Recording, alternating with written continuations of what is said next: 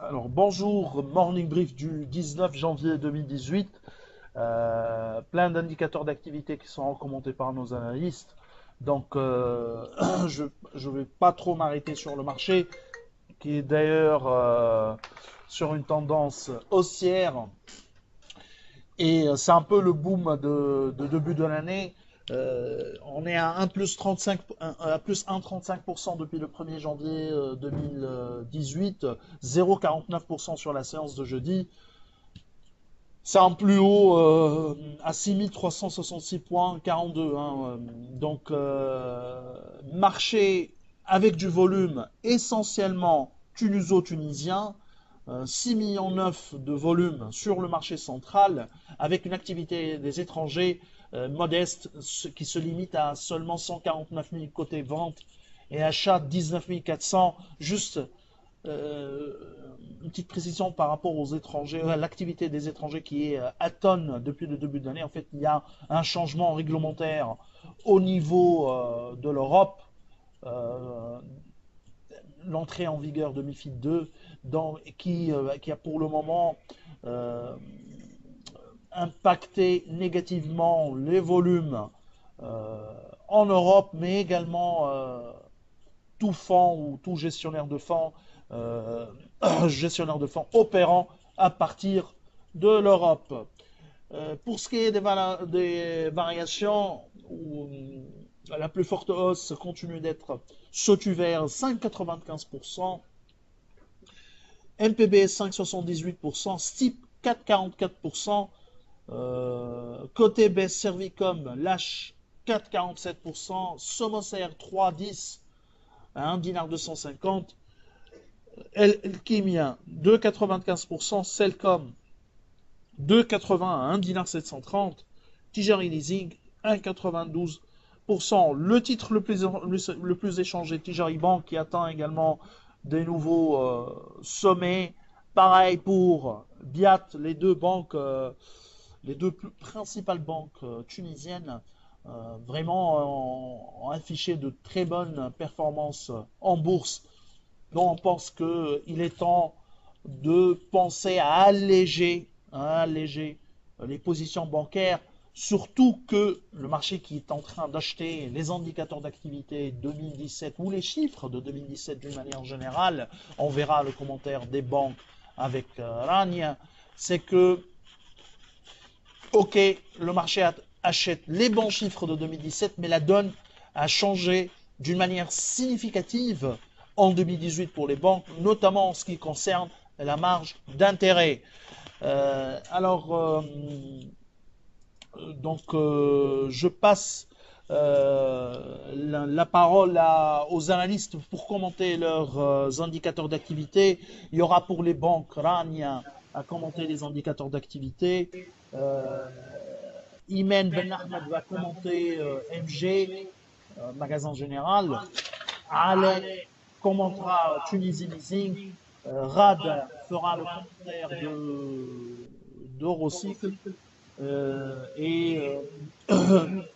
Moi, je ferai un commentaire sur Sotrapil vers la fin. Donc, je cède la parole immédiatement à Rania pour commenter les banques.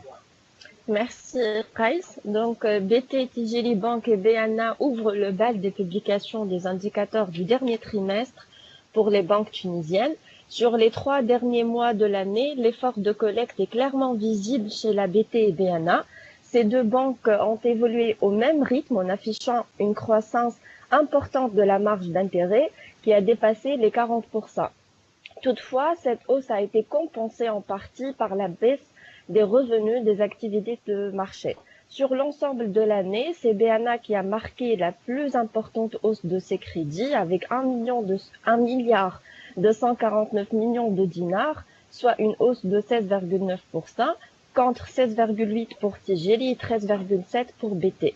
En ce qui concerne les dépôts, c'est l'effort commercial de Tijeli Bank qui l'emporte avec une augmentation de 10,1%. L'évolution significative des crédits reste à nos yeux surprenante dans un tel contexte économique. Nous n'avons pas malheureusement du détail sur les crédits, mais ne nous pensons pas qu'ils ont réellement financé l'économie.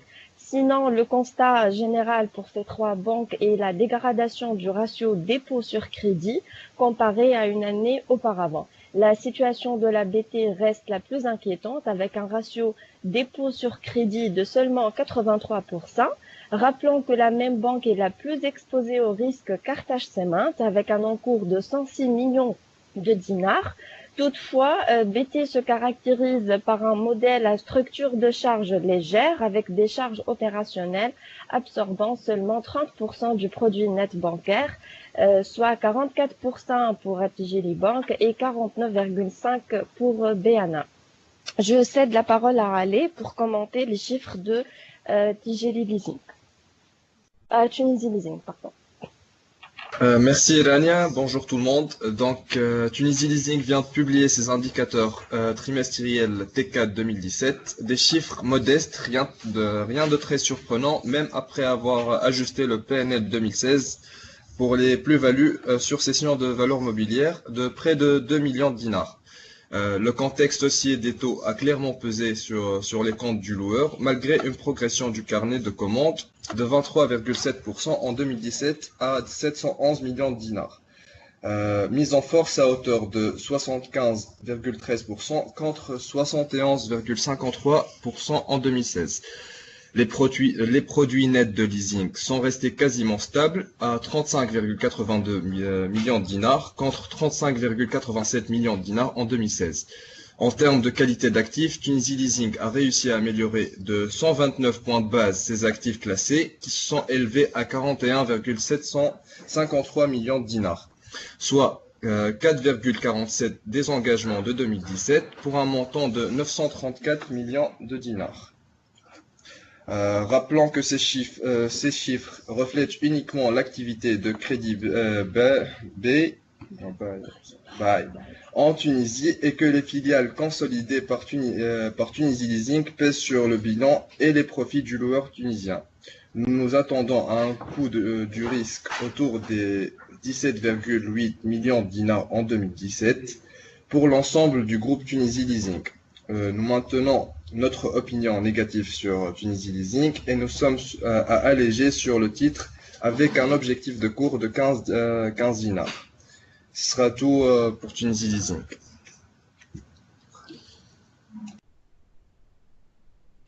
Je cède la parole à Rada pour commenter. De Eurocycle. Oui. Merci Ali, bonjour tout le monde. Une année atone pour Eurocycle, malgré une hausse de 12,2% du chiffre d'affaires T4 2017 à 14,240 millions de dinars, bien qu'en baisse de presque 40% par rapport au T3 2017. Les revenus annuels se sont élevés à 83,786 millions de dinars, soit une croissance de 4,4% par rapport à 2016, ce qui est parfaitement en ligne avec nos attentes d'ailleurs. Vu l'effondrement du dinar par rapport aux principales monnaies étrangères, le volume des ventes serait probablement en régression. Cette croissance a été vraisemblablement soutenue par un effet prix seulement. Le management pourrait expliquer cela par une orientation vers les produits à forte valeur ajoutée, autrement dit une montée de gamme. On va voir cela au niveau des marges du groupe après la publication des états financiers 2017.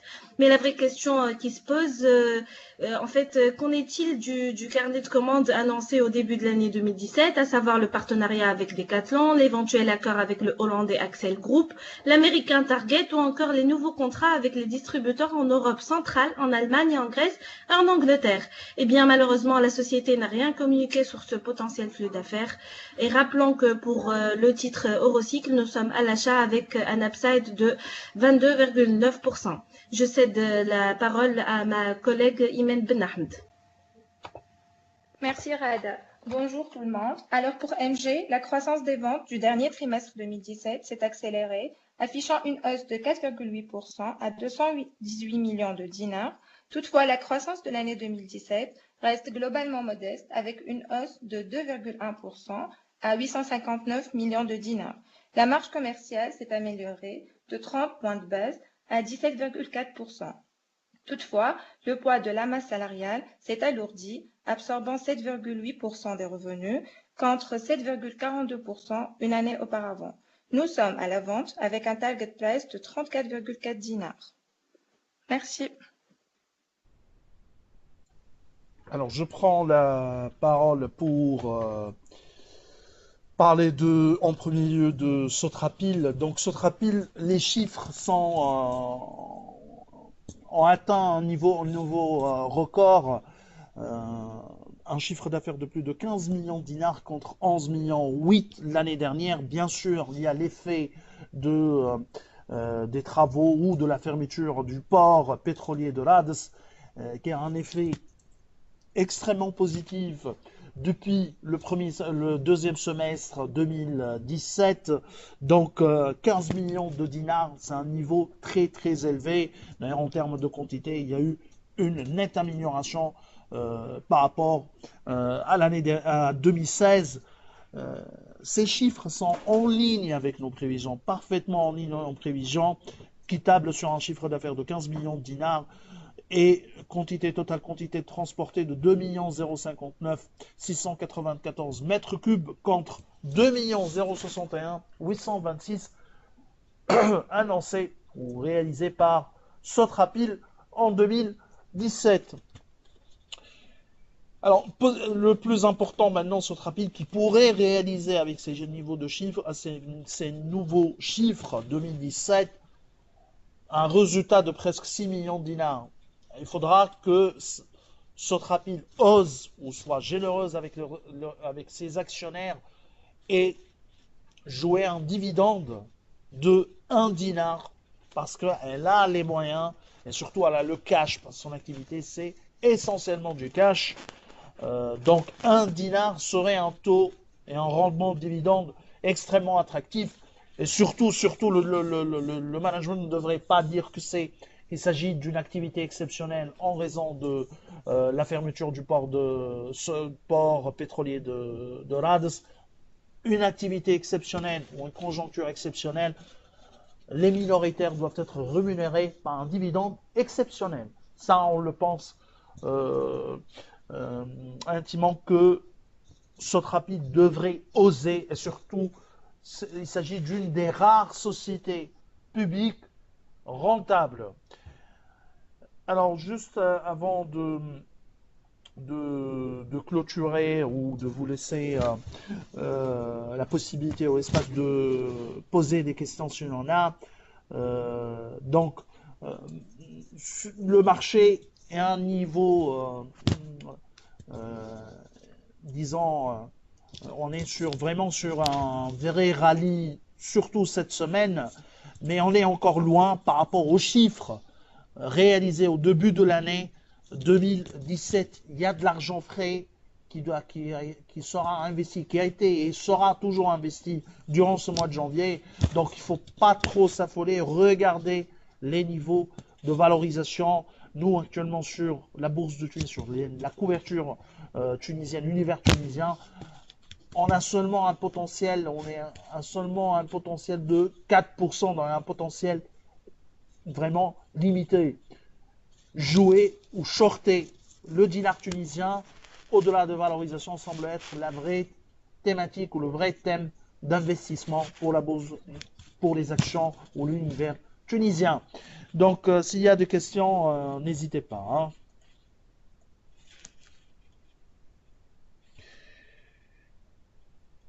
Alors, a priori, il n'y a pas de questions. Surtout, vous, pour les indicateurs d'activité, vous allez lire, vous lirez réellement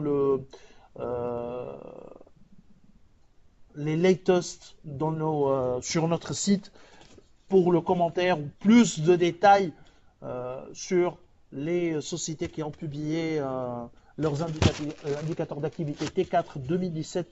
Pour le moment, la vraie surprise, ou disons, c'est l'impact de l'effondrement de dinar tunisien sur les chiffres des exportateurs. C'est impressionnant, c'est malheureux à le dire, mais l'impact est impressionnant.